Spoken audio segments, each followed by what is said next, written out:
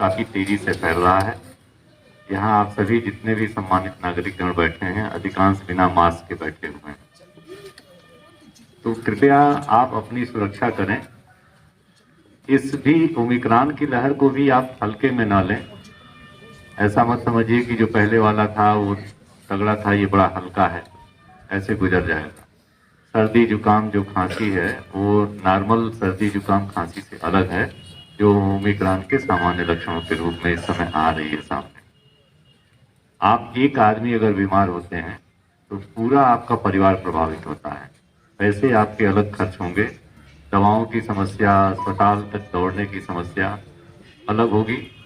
तो आप सारे लोगों से अनुरोध है कि थोड़ी सी हिफाजत अपने परिवार की अगर आप करेंगे, थोड़ी सी सावधानी बरतेंगे, तो ये जो लहर है इसकी चपेट में आने से खुद को बचा पाएंगे और साथ ही जो आपके आस पड़ोस के जहाँ सारे लोग हैं वो भी जो है बच पाएंगे। तीसरी बात, हम सारे लोगों ने चुनाव निष्पक्ष कराने के लिए, उपद्रवी तत्वों पर नजर रखने के लिए पूरी कार्य योजना तैयार की है और एक एक गांव पर, एक एक बूथ पर मैंने स्वयं व्यक्तिगत रूप से थानाध्यक्षों के माध्यम से, अपने आरक्षीगण के माध्यम से सारी सूचनाएं इकट्ठा करा रखी हैं कि हमारे एक मतदान केंद्र पर कितने बवाली लोग मिलेंगे। वो सारे लोग मेरे राडार पर रहेंगे, पुलिस के राडार पर रहेंगे और उनकी पहले से ही हम निरोधात्मक कार्रवाई भी कर रहे हैं, उन पर नज़र भी रखेंगे। उनको पूरी तरह से जो है ये आप सारे लोगों को आश्वस्त करते हैं कि वो किसी भी तरह से, किसी भी प्रकार का बल प्रदर्शन, भय प्रदर्शन कतई उनको करने नहीं दिया जाएगा। आप सारे लोग निष्पक्ष होकर चुनाव करें और मेरी इस बात को अपने परिवार, अपने क्षेत्र, अपने सारे सहयोगियों के बीच में पूरी तरह से प्रसारित करें और उन्हें आश्वस्त करें कि वो जहां जिस भी व्यक्ति को वोट देना चाहते हैं वोट दें, न तो उसके पहले न उसके बाद उनका कोई भी बाल बांका होने पाएगा। आपसे यह भी अनुरोध है कि किसी भी तरह के प्रलोभन में भी ना पड़े कि मैं आपका ये काम करा दूंगा, मैं आपको इतने पैसे दे दूंगा, मैं आपके लिए ये खातिरदारी का बंदोबस्त किया हूं। आपका वोट बहुत कीमती है और उसकी कीमत समझिए, वो किसी पैसे से या सामान्य तरह की उससे खरीदी नहीं जानी चाहिए। उसका महत्व समझिए। लगता है कि ये मेरे लिए ज़्यादा हितकारी पार्टी है या उम्मीदवार है, आप उसे वोट करिए। कभी भी भूल के किसी के बहकावे में मत आइए, अपना निर्णय स्वयं लीजिए।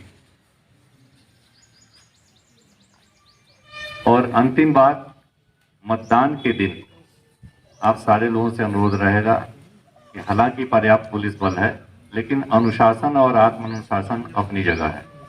जब भी आप मतदान केंद्र पर पहुंचें, वहां कतार लगाकर ही खड़े हों, इधर उधर न खड़े होइए। हमें अनावश्यक रूप से आपको टोका टाकी न करनी पड़े, बल प्रयोग करने की नौबत ना आए। कतार में खड़े हो जाइए, जब आपकी बारी आती है अपना वोट डालिए और घर जाइए।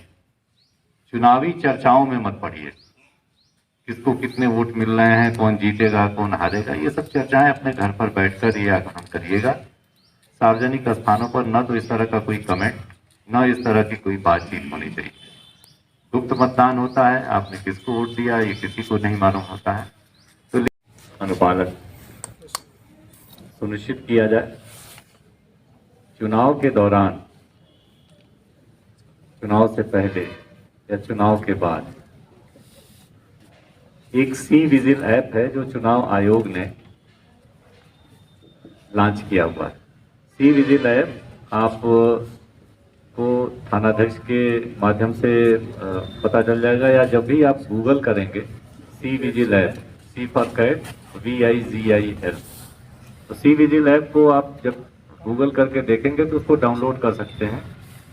चुनाव संबंधी आपकी जितनी भी शिकायतें हैं, उन सारी शिकायतों को उस पर आप अपलोड कर सकते हैं।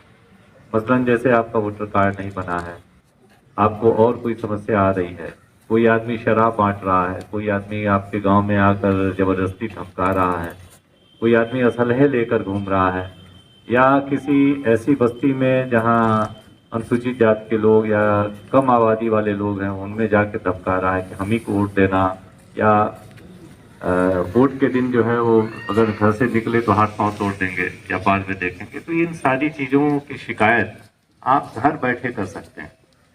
उसकी जांच निर्वाचन आयोग के आदेश पर 100 मिनट के अंदर होती है। तो यह एक बहुत बड़ा आप सारे लोगों के लिए संबल है। आपको पुलिस में जाने की जरूरत नहीं है, घर से बाहर जाने की जरूरत नहीं है। अपनी सारी शिकायतों को उस ऐप के माध्यम से डालिए। पुलिस और प्रशासन जिससे भी संबंधित वो शिकायत होगी सीधे निर्वाचन आयोग को रिपोर्ट करेगा और आपको भी उसकी सूचना दी जाएगी। एक तो मुझे इसके बारे में ये बताना था, इश्यू भी यही था कि आपको एक निष्पक्ष चुनाव के बारे में मैं आश्वस्त कर सकूं। हमारे पास पर्याप्त अर्धसैनिक बलों की टुकड़ियां आ चुकी हैं, अभी और आ रही हैं। एक एक सेंटर पर पूरे ये अर्धसैनिक बल भी रहेंगे। हम लोग गांव-गांव घूम के और जैसे भी जो भी ऐसे मजरे हैं जहां मनवर टाइप के लोग हैं उनके बीच में जाएंगे। जो सामान्य नागरिक हैं उन्हें आश्वस्त करते रहेंगे और निष्पक्ष चुनाव कराने के लिए यह पूरा पुलिस बल पूरी तरह से प्रतिबद्ध रहेगा। मैं जिलाधिकारी महोदय से अनुरोध करूंगा कि वो इस संबंध में जो है अपना पक्ष रखने का कोशिश करें। और यहाँ पर उपस्थित ग्राम मदरसुमा के और अन्य ग्रामों के सम्मानित नागरिक, सबसे पहले मैं ये जानना चाहूँगा कि आप में से कितनों को पता है कि ये क्या रजिस्टर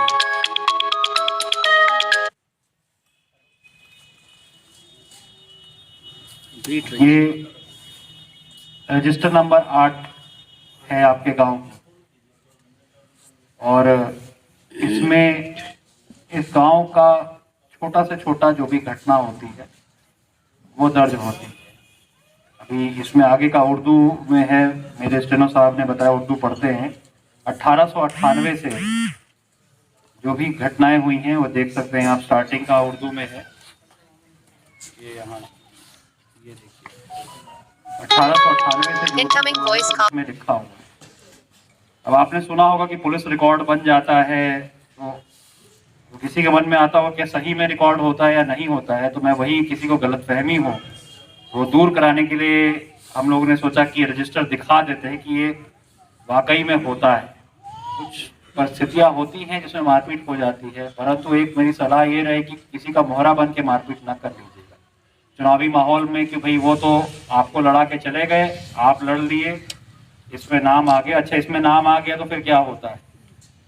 पासपोर्ट के लिए अप्लाई करेंगे, सरकारी नौकरी के लिए अप्लाई करेंगे, आजकल तो प्राइवेट वाले भी वेरिफिकेशन मांगते हैं।